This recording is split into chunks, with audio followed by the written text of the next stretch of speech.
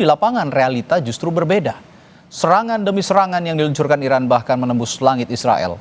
Lantas apakah benar Iran membuka peluang negosiasi karena kondisinya yang mulai lemah? Atau ini bagian dari strategi Trump? Untuk membahasnya kita sudah bersama dua narasumber, Yon Mahmudi, pengamat Timur Tengah Universitas Indonesia, dan Anton Ali Abbas, pengamat militer dan intelijen dari Center for Intermestic and Diplomatic Engagement. Anton Ali Abbas.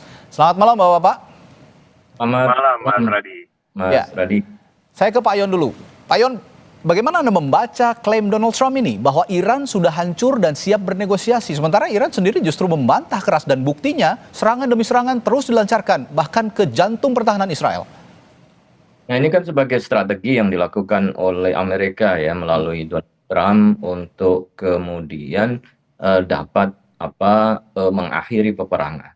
Jadi serangan yang dilakukan, balasan yang dilakukan oleh Iran itu kan begitu kuat, sementara tujuan dari perang Amerika sendiri semakin tidak jelas. Banyak yang mengkritik, bahkan kemudian mengatakan bahwa perang ini lebih banyak didominasi dan menguntungkan Israel dibandingkan untuk kepentingan Amerika. Maka saya melihat sebagai strategi agar kemudian meyakinkan ya konstituen Donald Trump yang ada di Amerika seakan-akan bahwa perang akan selesai, musuh telah dikalahkan, kekuatan mereka dihancurkan, bahkan menunjukkan bahwa kekuatan Iran di Timur Tengah semakin melemah.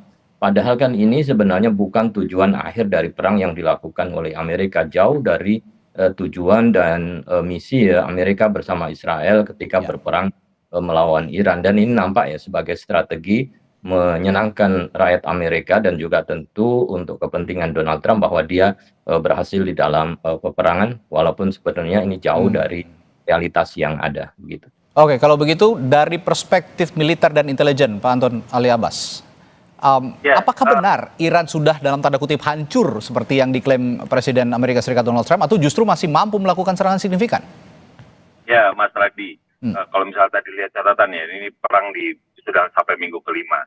Pertanyaannya apakah memang Iran sudah hancur atau tidak? Bagi saya, jelas Amerika itu sudah sejauh ini sudah ada 3 kegagalan. Gagal pertama dan kedua ini terkait capaian strategis dari kait perang ini. Satu, yang pertama dia gagal apa? Kalau misalnya tujuan perang ini adalah mengganti rezim. Memang benar bahwa Amerika sudah berhasil membunuh pemimpin-pemimpin Iran. Tapi kenyataannya rezimnya di Iran itu belum berakhir. Satu, kegagalan pertama. Kegagalan kedua, misalnya mereka mengklaim bahwa sudah melumpuhkan militer Iran. Bagi saya itu gagal. Kenapa? Sampai sekarang perlawanan masih terjadi. Itu kedua. Kegagalan yang ketiga adalah membangun koalisi ketika kita bicara tentang pengamanan Selat Hormuz. Dari awal ketika ngomong tentang Selat Hormuz, Amerika Serikat kan mencoba membangun koalisi, mengajak negara-negara, bahkan menyebut seperti misalnya Cina, Jepang dan lain-lain. Kenyataannya Eropa dan lain-lain sebetulnya tidak mau ikut, gitu kan? Itu kegagalan yang ketiga. Dan terakhir ini yang menjadi menarik, apakah dia kemudian membangun koalisi berhasil di lingkungan Timur Tengah misalnya, di negara Teluk. Menteri Luar Negeri Rusia, Lavrov, sudah bilang bahwa sekarang sudah ada gejala bahwa negara-negara Teluk cenderung untuk resisten. Wilayah udaranya digunakan oleh Amerika Serikat. Jika itu benar, maka jelas ada kegagalan dari Amerika Serikat berarti 3 poin ini. Kalau kita bicara 3 poin ini, apakah kemudian pertanyaannya Amerika sampai sekarang ini sudah berhasil melumpuhkan? Jawabannya enggak. Jadi bagi saya sih simpel untuk melihatnya. Kita harus melihat pada indikator-indikator apa, indikator yang mana yang kemudian. Walaupun itu menjadi menarik gitu ya. Karena akan kan ada perbedaan ya ketika klaimnya misalnya Presiden Trump tadi bilang bahwa ini ada minta dan lain-lain, kemudian Menlu Amerika Serikat Rubio juga mengatakan bahwa perdamaian akan tercipta dalam beberapa minggu ke depan, gitu ya. Narasi itu sah-sah saja untuk dibangun, tapi kenyataannya sampai hari ini perlawanan masih terjadi, dan tadi indikator-indikator itu tidak terpenuhi oleh Amerika Serikat, dan itu yang kemudian menjadikan kita bisa bertanya kembali, apakah benar sebenarnya klaim yang dibangun oleh Amerika itu valid atau tidak valid? Iya, ini klaim demi klaim oleh Amerika Serikat kan dilancarkan begitu. Pak Yon, saya ingin bertanya juga, kalau memang klaim ini terus dikumandangkan oleh Presiden Donald Trump, Amerika Serikat, saya ingin tahu juga dalam tradisi politik Iran, apakah mungkin mereka melakukan negosiasi diam-diam sambil tetap menunjukkan sikap keras di publik? Saya kira kan tentu yang dilakukan oleh Iran bagaimana terus melakukan perlawanan sehingga tidak ada titik kompromi ya yang kemudian mereka lakukan, mereka tawarkan kepada pihak musuh. Namun demikian nampaknya Trump sendiri kan mencoba untuk membuka ruang itu karena Hmm. seperti kita lihat bahwa respon dari Iran sendiri kan juga menunjukkan bahwa tidak akan ada negosiasi karena ini sangat penting ya untuk juga memperkuat posisi di dalam negeri dan mayoritas di dalam negeri sendiri mendukung perlawanan. Ini kan masalah kedaulatan Iran, masalah harga diri Iran Ya, dan tidak mungkin kemudian itu akan ditawar, dinegosiasikan untuk bisa berdamai dengan Amerika apalagi Israel. Dan posisi terus melawan saya kira akan tetap dipertahankan. oke. Trump sendiri yang membuka celah untuk diplomasi. Ya, Anda bicara soal kedaulatan dan harga diri Iran, Anda mengatakan demikian. Nah, sebagian analis mengatakan bahwa yang bisa menghentikan konflik dan perang ini adalah Amerika Serikat sendiri. Nah, jika langkah itu dilakukan Amerika Serikat, mungkin saja Amerika Serikat mundur, misalnya menarik mundur pasukan ataupun tidak lagi melakukan serangan. Apakah Iran akan menerima dengan lapang dada? Mengingat banyak sekali pemimpin-pemimpin mereka juga yang sudah tewas oleh serangan-serangan Amerika dan Israel. Pak Yon. Ya kalaupun menerima pasti tawarannya, negosiasinya akan sangat tinggi ya. Yang pertama harus ada komitmen dari Israel maupun Amerika untuk tidak lagi mengganggu kedaulatan Iran. Kemudian yang kedua, salah satu syarat yang apakah nanti bisa dipenuhi oleh Amerika atau Israel adalah mereka harus mengganti, membayar kerusakan-kerusakan yang terjadi. Kalau ini dilakukan kan berarti sudah jelas ya siapa yang memenangkan peperangan dan siapa yang harus Ya.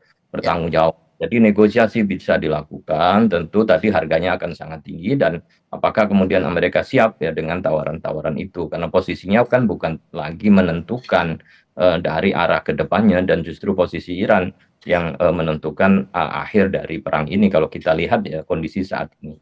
Oke. Saya ke Pak Anton. Pak Anton, yang juga menarik dari konflik di Timur Tengah ini adalah ancaman adanya perang jarak dekat atau perang darat begitu. Nah, ini kan Iran juga sudah melakukan cywar begitu ya. Amerika akan rugi jika melakukan perang darat, demikian apa yang dilansir oleh otoritas Iran. Menurut Anda akan benar-benar terjadikah perang darat ini dengan segala cywar dan juga tanggapan dari Amerika Serikat sejauh ini? Ya, bahwa ada pergeseran pasukan ada gitu ya. Oke. Apalagi misalnya Pentagon sudah merilis ini akan menambah 10.000. Jadi sekitar yang mau disiapkan kalau memang rencana itu ada sekitar 17.000 pasukan yang ingin itu. Walaupun kita masih bertanya-tanya, dia ini nanti operasi akan ada di mana? Apakah misalnya di Pulau Kark atau kemudian di Selat Hormuz? Lalu kemudian ini nanti modelnya apa? Apakah ini nanti modelnya adalah invasi atau cuma perang terbatas saja? Atau seperti apa? Ini kan nanti banyak-banyak pilihan, walaupun juga kita tetap menunggu. Karena tidak hanya sekedar pasukan tempur, tapi juga kemudian pasukan pendukungnya, kesehatan dan lain-lain. Apalagi kalau kita bicara tentang pendaratan, dia butuh ada perlindungan dari udara. Nah, yang itu harus lengkap dulu baru kita itu. Itu satu. Kedua, memang akan banyak analis yang bilang bahwa ini sama saja bunuh diri. Kenapa? Karena Iran itu sudah menunjukkan sesuatu. Ya. Ya, sudah menunjukkan bahwa bagaimana Irak kala itu cukup gagal gitu, cukup gagal ketika masuk ke Iran. Kedua, ini mau berapa banyak pasukan yang mau datang? 17.000, 20.000. Anda harus ingat bahwa ketika kita bicara tentang misalnya perang Vietnam luas dari Vietnam Selatan itu sekitar 1/10 ya. Ini more or less itu sekitar 1/10 dari luas wilayah Iran. Ya. Tentara yang diterjunkan itu 500.000.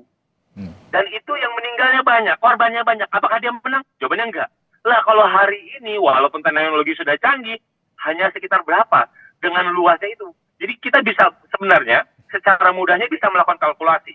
Gitu. Apakah mereka akan kalau memang menang mudah kayak apa? Buktinya apa? Mereka melakukan serangan dari jarak jauh itu ada perlawanan, apalagi dekat. Belum lagi misalnya cywarnya Iran juga menarik bahwa sekarang sudah masuk sampai ke level video game, Oke. gitu ya.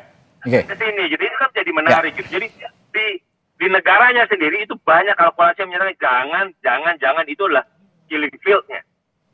Itu Oke. kenapa? Karena kita berkaca pada misalnya Battle of Okinawa, lalu juga bagaimana perang Vietnam dengan luas wilayah yang kecil, tentara yang kita terjunkan itu ratusan ribu, ini mau puluhan ribu, mau dengan dukungan apapun, cerita tentang Iran itu akan mirip gitu loh, kegagalan-kegagalan itu.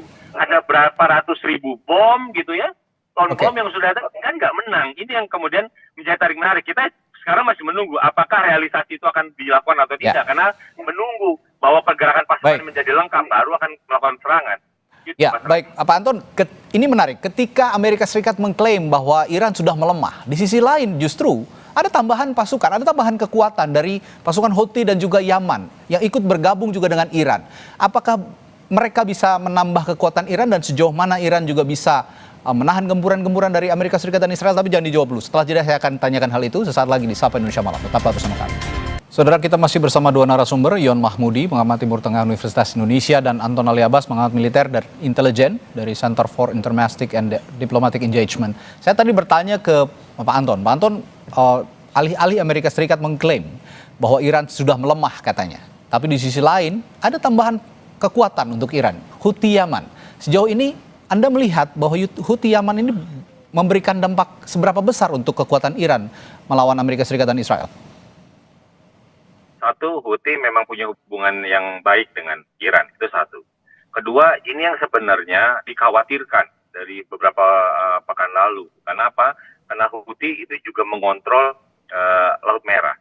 Dan Laut Merah kita bisa tahu bahwa itu juga kan salah satu jalur lintas perdagangan laut dunia, gitu ya.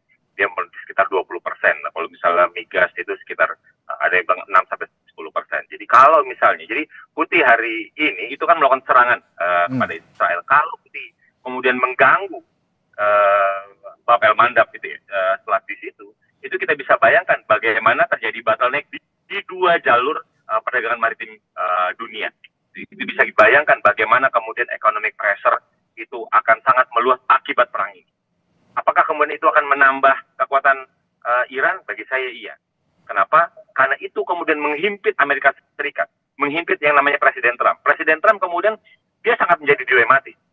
Pertama, apakah dia ingin meneruskan gitu ya operasi militer secara total dengan dia mengirimkan pasukan daratnya, atau kemudian dia melenggang mundur tanpa mendapatkan apa-apa. Ini kemudian menjadi dilema bagi Trump. Bagi saya, tapi ketika Houthi itu membantu perlawanan itu sudah bisa dilihat dan sudah diindikasikan dari beberapa pekan terakhir gitu, bahwa nanti ini kalau misalnya Houthi terlibat, maka ini akan jauh lebih berbahaya eskalasinya. Tekanan terhadap perekonomian dunia itu akan jauh lebih berbahaya karena Houthi kemudian bisa mengontrol selat yang di Laut Merah, lalu kemudian Hormuz dikuasai oleh Iran. Nanti yang pastinya tekanan global. Apakah kalau bicara tekanan global membesar itu kemudian menguntungkan Amerika Serikat? Jawabannya tentu tidak. Karena kita hari ini kan bicara tentang perang asimetris. Perang asimetris kan tidak ngomong tentang kemenangan singkat. Oke, Amerika mengklaim bahwa kita akan menang, lalu seperti Trump yang bilang. Tapi ketika kita bicara tentang perang asimetris itu akan bicara tentang seberapa tahan. Kalau misalnya dari Iran seberapa lama dia bisa bertahan, kalau Amerika, kalau dia mendapat kemenangan, seberapa kuat dia menjaga kemenangan itu. Vietnam itu 8 tahun kalah loh. Gitu. Ini berapa lama Anda ingin menjaga? Gitu. Jadi bagi saya simpel gitu. Jadi kita akan melihatnya apakah iya jelas ini adalah tambahan kekuatan bagi Iran. Kemudian dia front line-nya jadi banyak. Ada di Hezbollah, lalu kemudian ada di Yaman dan lain. Itu kan membuat pusing negara-negara sekitar, negara Teluk. Pak Yon, bolehlah kita melihat ataupun menanggapi begitu ya Amerika Serikat yang mengklaim bahwa Iran saat ini sudah melemah. Tapi jangan lupa bahwa Iran masih punya daya tawar yang juga cukup strategis, yakni penutupan Selat Hormuz. Nah, menurut Anda, posisi saat ini Iran yang masih menutup Selat Hormuz, meskipun ada upaya paksa dari Amerika Serikat, bahkan Presiden Donald Trump, entah saya ini bercanda atau serius, akan mengubah nama Selat Hormuz menjadi Trump Strait katanya. Ini apakah pernyataan-pernyataan seperti ini dan daya tawar Iran ini makin menambah posisi kekuatan Iran di perang Timur Tengah ini? Ya, kalau kita melihat ya bahwa Iran kan telah berhasil ya untuk menggeser dari perang fisik kepada perang ekonomi. Walaupun perang fisik militer terus berlangsung, tetapi perang ekonomi ini yang kemudian menjadi kekuatan utama yang bisa dimainkan oleh Iran. Nah, dari adanya kemudian penutupan Selat Hormuz, ini kan juga menjadi tekanan yang kuat ya bagi dunia internasional, dan Trump mengajak dunia internasional untuk bersama-sama bisa membebaskan Selat Hormuz ini ya dari Ya, penutup. Ini kan artinya bahwa sebenarnya penutupan ini kan hanya dampak saja, bukan dari tujuan dari perang yang dideklarasikan oleh Israel dan Amerika. oke. Tetapi ini adalah masalah yang timbul, yang justru masalah ini dimunculkan oleh Israel dan Amerika itu sendiri, sehingga Hmm. mereka minta rame-rame untuk menyelesaikan masalah ini, dan bukan pada masalah utama dari tujuan perang itu untuk Ya, menghancurkan Iran, untuk mengurangi kapasitas mereka dan menjadikan Iran tidak lagi menjadi ancaman global atau kawasan. Tetapi kan ini nampaknya tidak ya, justru kemudian tergeser kepada masalah kesulitan yang dihadapi oleh Amerika karena tekanan publik berkaitan dengan penutupan Selat Hormuz. Ini ya. menunjukkan bahwa posisi Amerika menjadi semakin lemah di dunia internasional karena kesalahan fatalnya di dalam melakukan peperangan, sehingga itu berdampak kepada penutupan Selat Hormuz, dan itu saya kira sebuah miskalkulasi yang berdampak besar pada dunia global, dan itu ditimpahkan kepada Amerika dan juga Israel. Oke, Pak Yon, tapi begini dari perspektif sejarah dan geopolitik, ini kan di Timur Tengah ya terutama, situasi Iran saat ini mirip dengan periode-periode sebelumnya di mana rezim tampak lemah di permukaan, tapi justru menggunakan taktik asimetris untuk bertahan dan bahkan memperkuat pengaruh jangka panjang. Apakah ini masih sama polanya? Ya, ini kan kemampuan dari Iran ya. Kita ketahui dalam sejarahnya juga Iran tidak pernah menyerah sebagai petarung yang tangguh, dan tidak ada kekuatan asing ya yang mampu untuk mendominasi atau kemudian bisa menguasai Iran ya. Ya, Kolonisasi masuk ke Iran. Nah, kemudian masuknya Amerika saya kira akan ditanggapi secara serius ya, berkaitan dengan tadi itu ya, kedaulatan dari rakyat Iran yang harus dipertahankan, dan mereka ya. tidak akan pernah menyerah. Dan Iran sebenarnya kan bukan ancaman bagi kawasan regional, justru perang yang dilakukan oleh Amerika dan Israel inilah yang kemudian menyebabkan masalah yang harus ditanggung oleh negara-negara Arab. Saya kira mereka sudah menyadari itu, dan ini titik lemah saya kira secara diplomasi, secara strategi geostrategik di kawasan semakin memperlemah posisi Amerika ya, bukan memperlemah kekuatan pengaruh Iran di kawasan, karena Oke. kesalahan fatal yang dilakukan oleh Amerika terlibat dalam perang bersama Israel. Oke, Bung Anton, Pak Anton, dengan keterlibatan banyaknya aktor dan front perang yang meluas, sekarang proksi-proksinya juga sudah mulai meluas dan geopolitik juga sudah berubah, sepertinya di Timur Tengah begitu. Apakah negosiasi bilateral seperti yang dikatakan atau dikumandangkan oleh Amerika Serikat, negosiasi bilateral Amerika Serikat dan Iran, ini masih relevan nggak kalau kita bicarakan sekarang? Ya, jelas ya, kalau misalnya di satu sisi apakah relevan atau tidak relevan, faktanya bahwa itu diupayakan.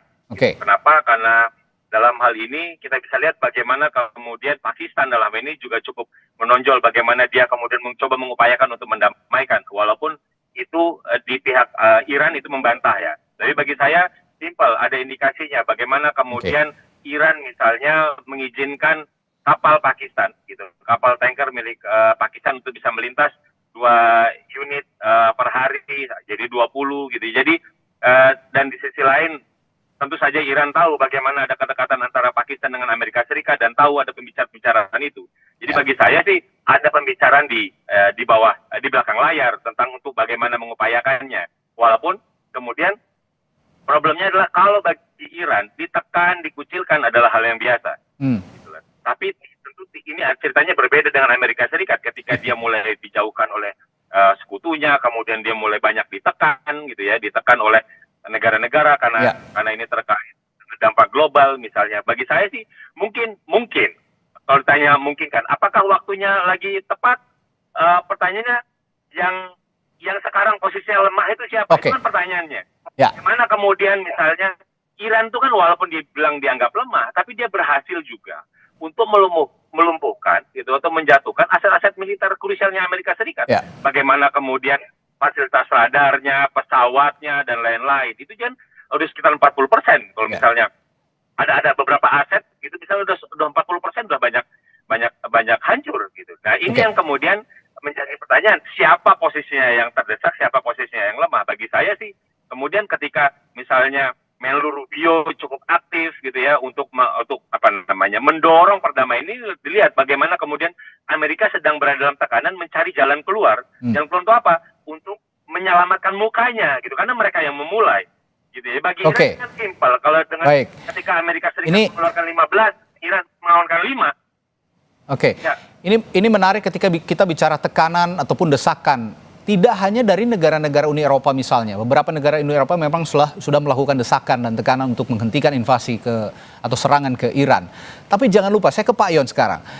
Jangan lupa, di Amerika Serikat sendiri saat ini jutaan warga Amerika Serikat turun ke jalan untuk memprotes pemerintah Amerika Serikat yang melakukan invasi atau serangan ke Iran. Nah, ini jadi tantangan tersendiri untuk Presiden Donald Trump, atau apakah Donald Trump juga bisa menanggulangi sendiri gejolak-gejolak yang terjadi di dalam negeri di Amerika Serikat, Pak Yon?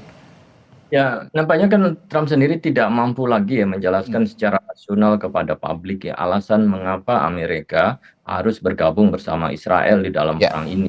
Walaupun kemudian Trump ingin menyampaikan bahwa nanti di akhir ini akan mendapatkan kesempatan, kemenangan yang akan dirasakan oleh rakyat Amerika. Tetapi justru yang terjadi adalah menjadi Amerika saat ini adalah bukan posisi yang populer ya. Penduduk rakyat Amerika itu merasakan sendiri.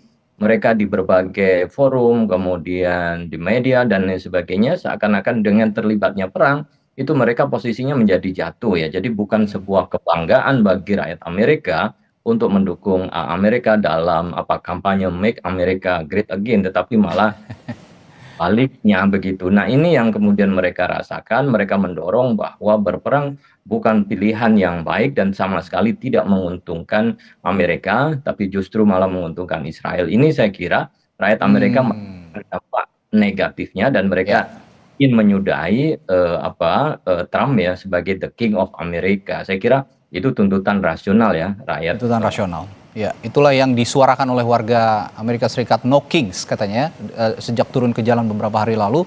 Dan alih-alih Amerika Serikat yang mengatakan Iran melemah, justru Amerika Serikat yang sekarang terpojok sepertinya jika melihat eskalasi yang terjadi di dalam negeri Amerika Serikat, lalu juga serangan-serangan yang banyak terpatahkan begitu, dan upaya-upaya intelijen yang juga bisa terpatahkan.